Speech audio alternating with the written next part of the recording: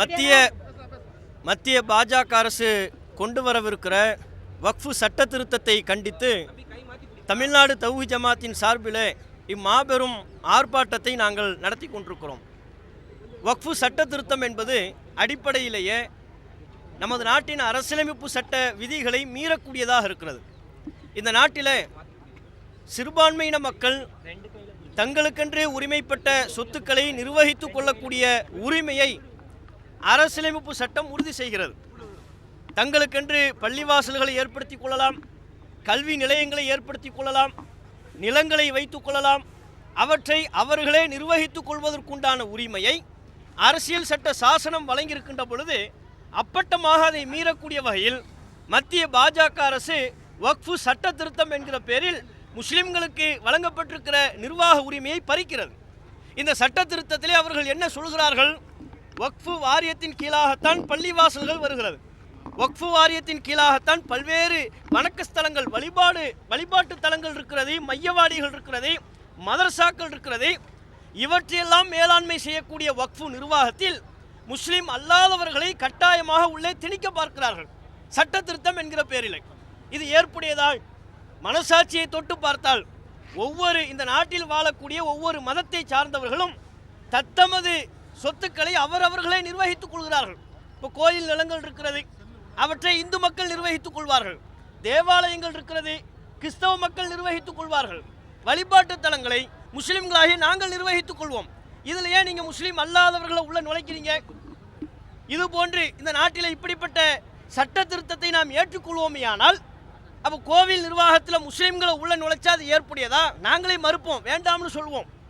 இந்த அறநிலையத்துறை என்று இருக்கிறது, அதன் கீழ் தமிழகத்தில் ஏராளமான கோவில்கள், நிலங்கள், குளங்கள் இருக்கிறது. இப்போ இந்த அறநிலையத்துறையினுடைய அமைச்சராக மதிப்பிற்குரிய சேகர் பாபு அவர்கள் இருக்கிறார். இப்போ அந்த இடத்துல ஒரு அப்துல் ரஹ்மானையோ அப்துல் காதரையோ இந்த அறநிலையத்துறை அமைச்சராக திமுக அரசு நியமனம் செய்தால் அதை யாரையும் ஏற்றுக்கொள்வோமா? கோவிலை நிர்வாகம் பண்ணுறதுக்கு எதுக்கு முஸ்லீம் கேட்போமா மாட்டோமா? தேவாலயங்களை, சர்ச்சுகளை நிர்வகிப்பதற்கு எதற்கு இந்து கேட்போமா மாட்டோமா? அதுபோலத்தான் பள்ளிவாசல்களை நிர்வகிப்பதற்கு, மையவாடிகளை நிர்வகிப்பதற்கு எங்கள் முத்தவள்ளிகள் இருக்கிறார்கள், மதகுருமார்கள் இருக்கிறார்கள், ஜமாத்து தலைவர்கள் இருக்கிறார்கள். அவர்களை மீறி இல்லை அவங்களுக்கு உண்டான அதிகாரத்தை எல்லாம் பறித்து முஸ்லீம் அல்லாதவர்களை உள்ளே நுழைக்க பார்க்கிறார்கள்.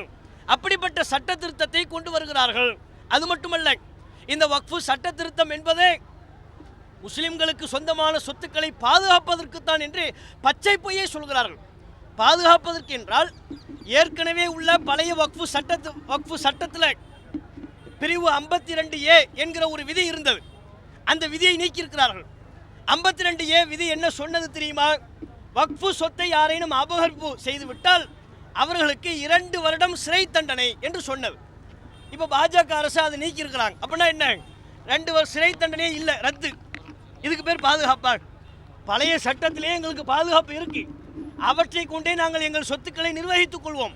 இவர்கள் திருத்தம்ங்கிற பேரில் வக்ஃபு சொத்தை அபகரித்தவர்களுக்கு அடைக்கலம் கொடுக்குறாங்க.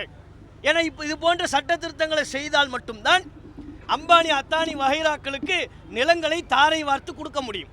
மகாராஷ்டிராவில் இருக்கிற அண்டிலா ஹவுஸ், அம்பானியினுடைய இல்லம் யாருடைய சொத்து? வக்ஃபு சொத்து. சும்மா சொல்லலை, மகாராஷ்டிரா காவல் நிலையத்தில் அந்த நிலத்துக்கு சொந்தக்காரர்கள், ஆதரவற்ற பிள்ளைகள், அவர்களுக்குரிய சொத்து. மகாராஷ்டிரா காவல் நிலையத்தில் அதுக்கு வழக்கு இருக்கிறது. அப்போ வக்ஃபு சொத்தை அம்பானி கொள்ளையடிச்சு வச்சிருக்கிறாங்க. இப்போ அம்பானியை காப்பாற்றி ஆகணும். அதற்குத்தான் இந்த சட்ட திருத்தம். எப்படி காஷ்மீர் பிரிவு 370ஐ நீக்கிவிட்டு அதானி போன்ற பண முதலாளிகள் காஷ்மீரில் நிலம் வாங்கி குவிப்பதற்கு ஒரு சட்ட திருத்தத்தை கொண்டு வந்தார்களோ அதுபோலத்தான் வக்ஃபு சொத்துக்களை கபலீகரம் செய்வதற்கு இவர்கள் இந்த சட்ட திருத்தத்தை கொண்டு வருகிறார்கள். இது ஒருபோதும் ஏற்புடையதல்ல. இந்தியாவில் சுமார் 9 லட்சம் ஏக்கர் வக்ஃபு சொத்துக்கள் இருக்கிறது. இந்த சொத்துக்கள் ஒரு நாள் 2 நாளில் சேர்ந்த சொத்துக்கள் அல்ல. பன்னெடுங்காலமாக சுதந்திர காலத்திற்கு முன்பிலிருந்தே இப்போது வரையிலையும் சிறுக சிறுக எங்கள் சமுதாய முன்னோர்கள் சேர்த்த சொத்து.